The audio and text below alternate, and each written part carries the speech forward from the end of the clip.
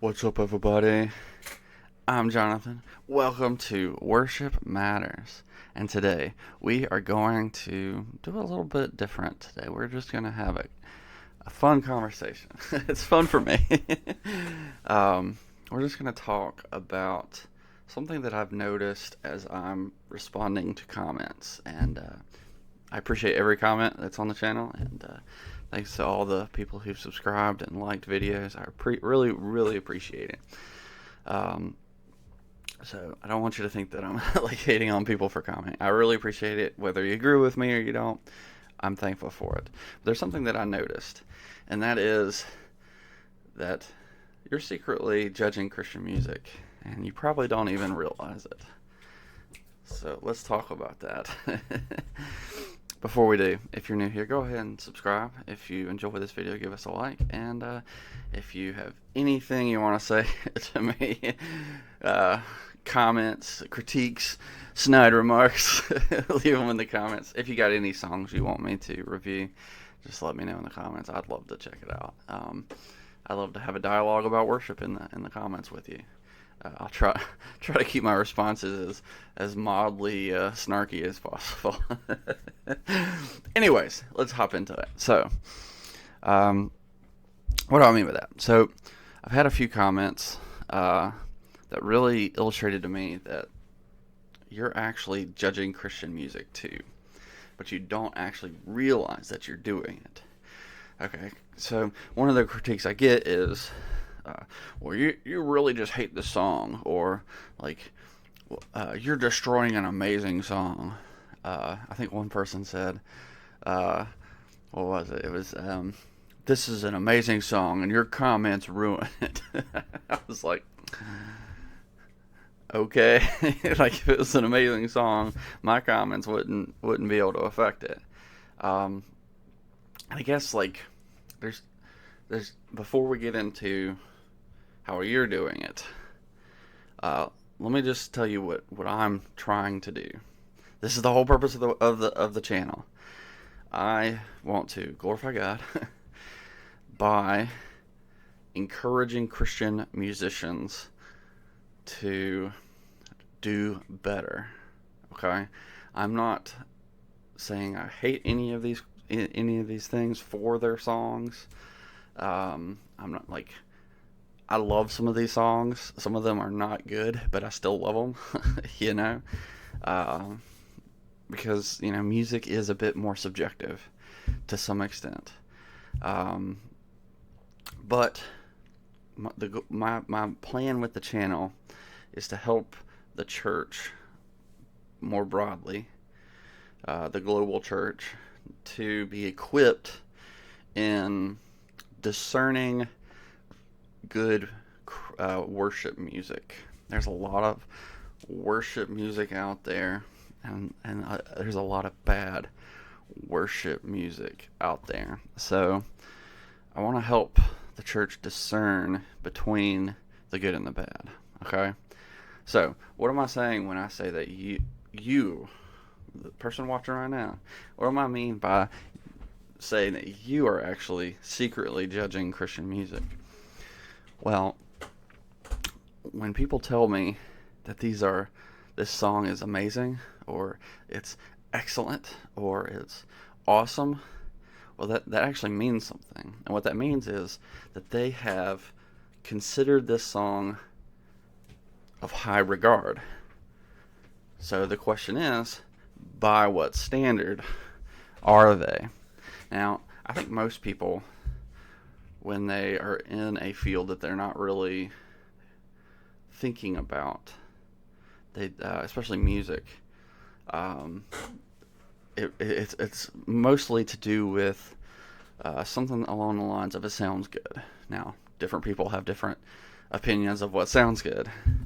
And so I think, I don't want to say this to everybody, but I think there's some people who don't really think about what the words say. And that's a big thing that I want to challenge Christians to do. What are we saying when we do these things in worship? What we do says something about God and His people. Okay, so when we sing a song, we're saying something. Like this isn't like songs are not neutral. They are saying something about reality. They are making a declaration about what is true. Okay, or at least some of them are. Some of them are wishy-washy. They don't really say anything true. And I think most people, like most popular songs, if you look through history, they're popular because they say something true. Okay, and they say something that reaches the heart. Um, and so we think about Amazing Grace. Why is Amazing Grace such an amazing song? It's because it speaks to the heart. Um, uh, Amazing Grace, how sweet the sound that saved a wretch like me. But we all know that deep down that we're sinful, and we know how great our God is. And so when we sing this song, we think about how amazing it is that God loved us despite ourselves. And that really touches the soul about how great our God is. Now, I did a whole review on that song, and I did challenge that song, but I still love the song in itself. Songs are saying something about, and when we get into worship, songs are saying something about God. They're saying something about who He is and who we are as His people. And so I think it's extremely important for us to be clear about what we're saying about who God is. Okay? So, to the person who just enjoys Christian music, I'm really glad that you do. You know, there's Christian music can be difficult for some people to listen to because it's just not good. So there are people who are overly critical about things, and they're like, I only listen to secular music because Christian music just isn't good. You might hear me say that, you know, if I want to listen to people who can't sing, I'll listen to Christian music because at least they're praising God. And they're, you know, some of us are a little more overly critical, myself included. I try to be unbiased on the channel as possible, and not give you some of my more crazy, critiques that I know are more subjective. So I try not to put them on the channel. So we have people who are overly critical, and I think that to a detriment of music. And then we have people who are underly critical, meaning they just love anything that comes on the radio or is sung in church.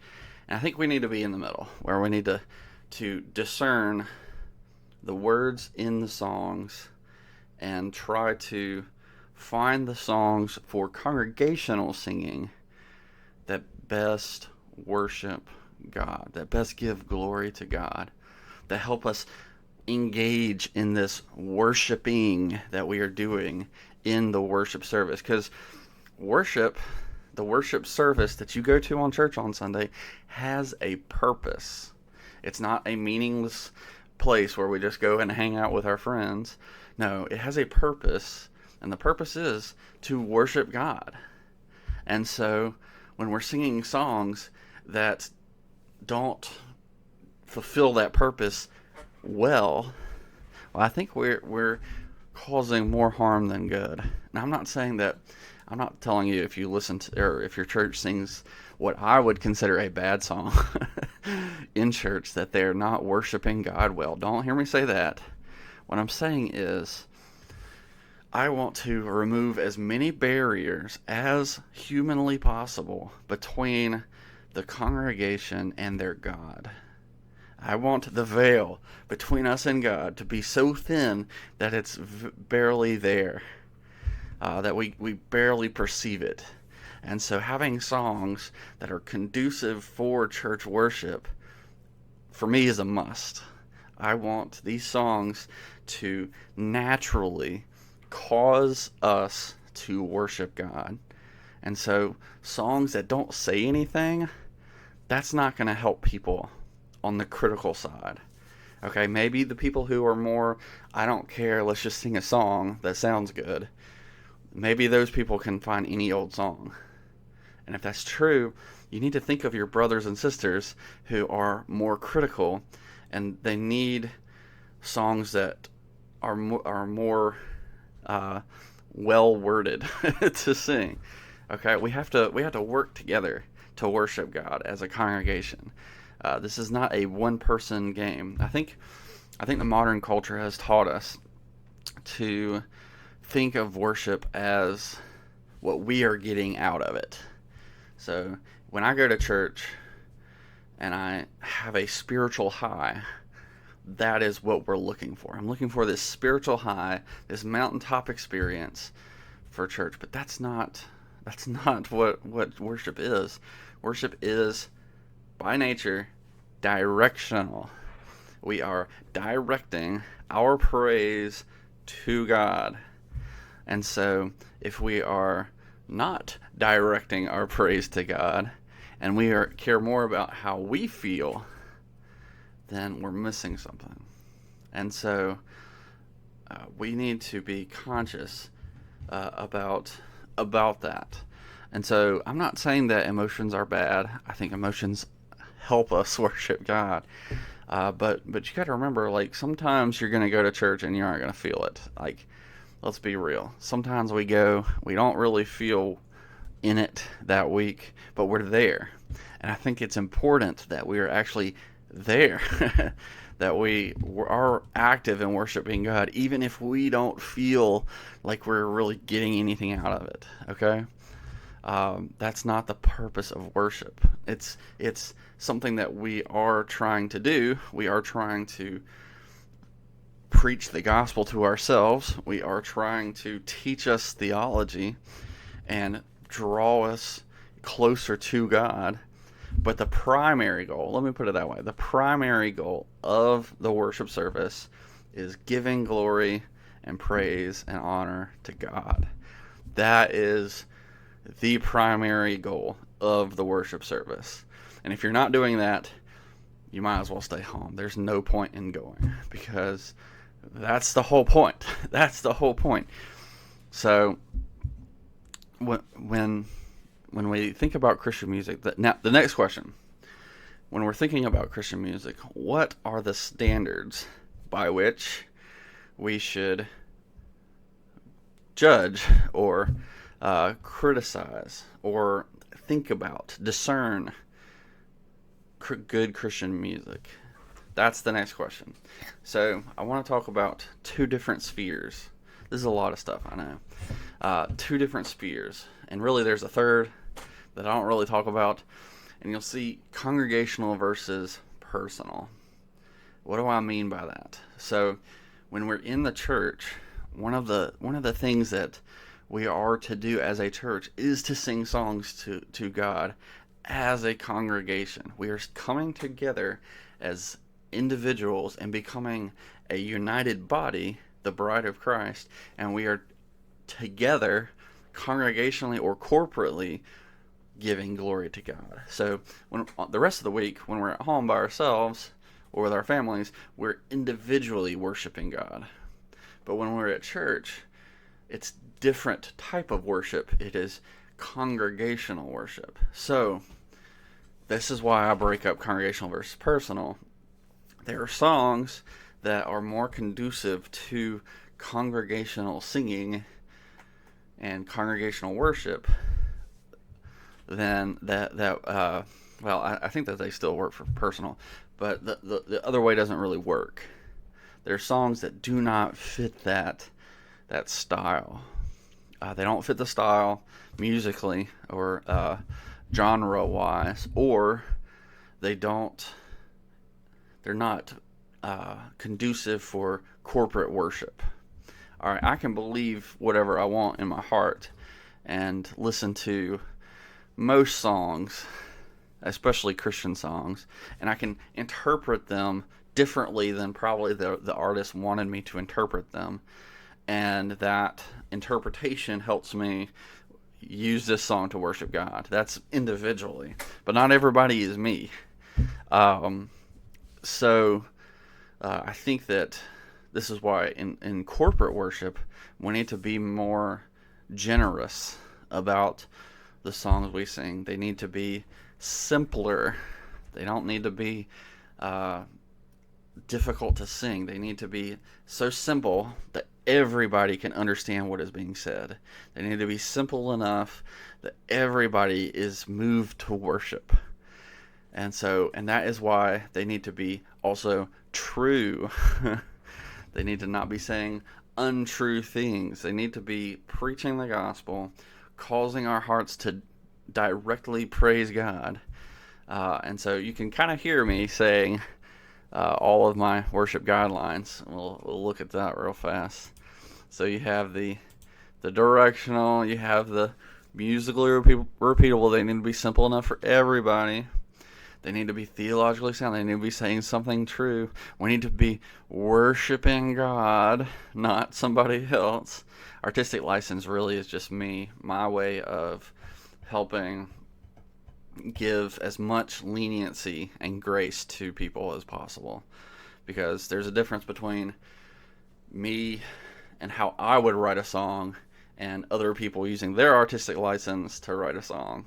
I don't mind a song being a little awkward in the way you're singing it because you're saying true things, whereas some people will word things in what I think is a confusing way because it fits better musically.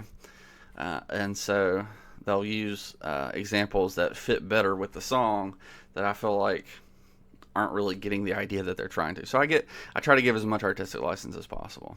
And then congregational versus personal. You'll see that I'm like these are ideas that come forth in why, or at least I think, what the purpose of worship is. So my question is, if you think there are other guidelines that we should use, let me know in the comments. If there are things that you would take out of that list, let me know in the comments and tell me why. I'm happy to have a discussion with you in the comments. But my question is, how are you judging Christian music? Are you on the overly critical side, kind of like me, or are you on this other the more loosey-goosey, whatever sounds good side?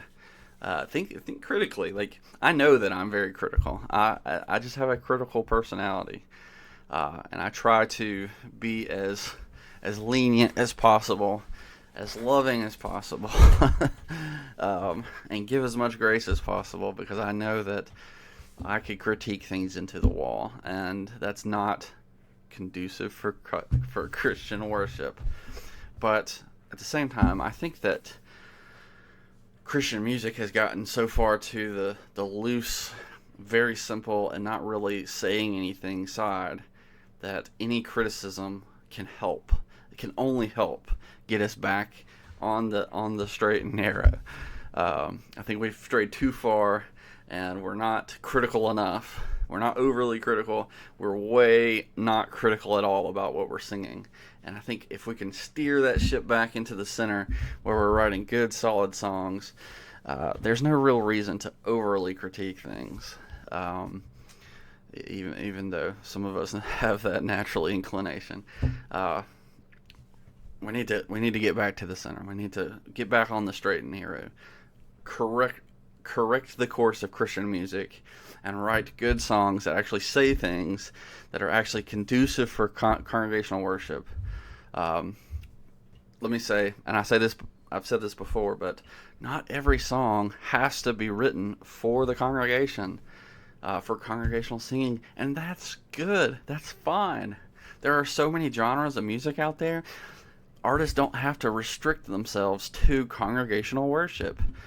But just know that not every song is going to be sung in church, because that's not what they're written for.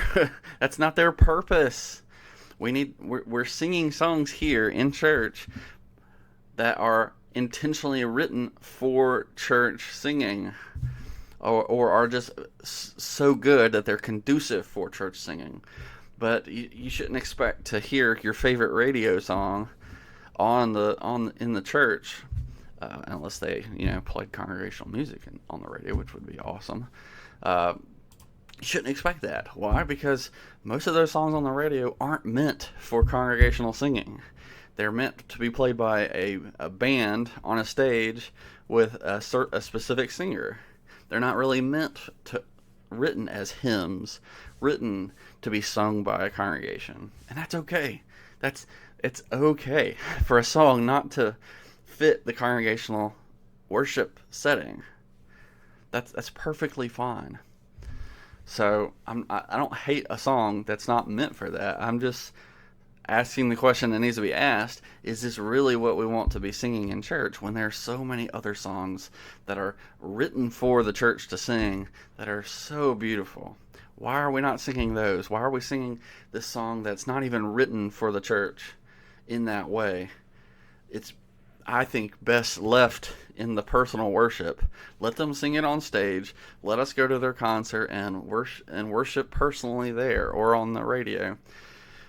And let's keep the holy things holy in the church worship. The church worship is a time set apart for us to worship God intentionally, directly, as a congregation, as a local body of believers. Let's keep that special. Let's guard what songs we're singing in there. Let's make sure that we're singing songs that are conducive for Christian worship. So that's my thoughts on that. Let me know what you think. You got any comments, complaints, snide remarks? Let me know in the comments. I'd love to have a dialogue with you. If you made it this far, I appreciate you. Thanks to everybody who's already subscribed and is already commenting and liking the videos. I really appreciate it. I appreciate every comment. Whether you would consider it a good or a bad comment, I appreciate you for commenting. Thank you for watching, and let me know what you think. I'll catch you next time. Peace.